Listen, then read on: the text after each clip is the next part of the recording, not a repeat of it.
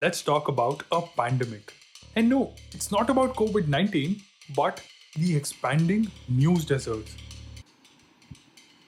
News desert is a place which does not have any daily local news outlets. This term originated from the United States when they lost more than 2,000 newspapers and nearly 50% of the newsroom staff within 15 years. It's not just the small media houses that were struggling, but large media houses like the New York Times, Wall Street Journal, the Washington Post, Reuters, BBC, and a lot more. Other countries like Canada, China, Australia, UK are also affected, and now this pandemic has entered India as well, with layoffs ranging from a TV network like ABP News to a digital media platform like Scroll. So, what exactly happens when the watchdogs are not there to watch? A shortage of reporting manifests itself in invisible ways.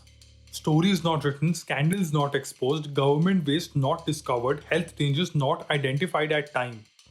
So, what is causing these media houses to close or lay off employees? This generally happens in a business when the profits are declining. And profits decline due to two reasons: either the revenue is declining or the costs are increasing. Let's look at the cost of supplying the news first. Now, the fact is, any news channel in India to actually just be shown to the public still has to pay 50 to 60 crores to cable operators for a national channel. That's about 50% of my budget gone. Add salaries, where is the space for news gathering? In economics, this is called the fixed cost.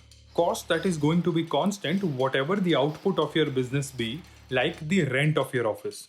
And news business, as you mentioned, operates on a huge fixed cost like the printing press, studio setup, and the salary of reporters. So by laying off employees, they are trying to bring their fixed cost down.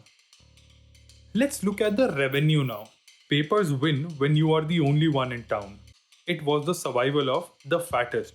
Whichever paper was the fattest won because it had the most ads in it. Today, newspapers are not the only one in the town because the geographical barrier, which gave them a monopoly, does not exist anymore.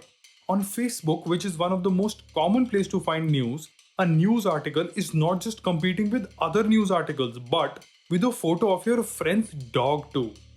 And they do not have most ads in them. Most of the advertising money goes to Facebook and Google because they offer a better advertising service. Like other countries, the same trend can be seen in India too. So, if you add these three, what you get is an unsustainable business model for journalism.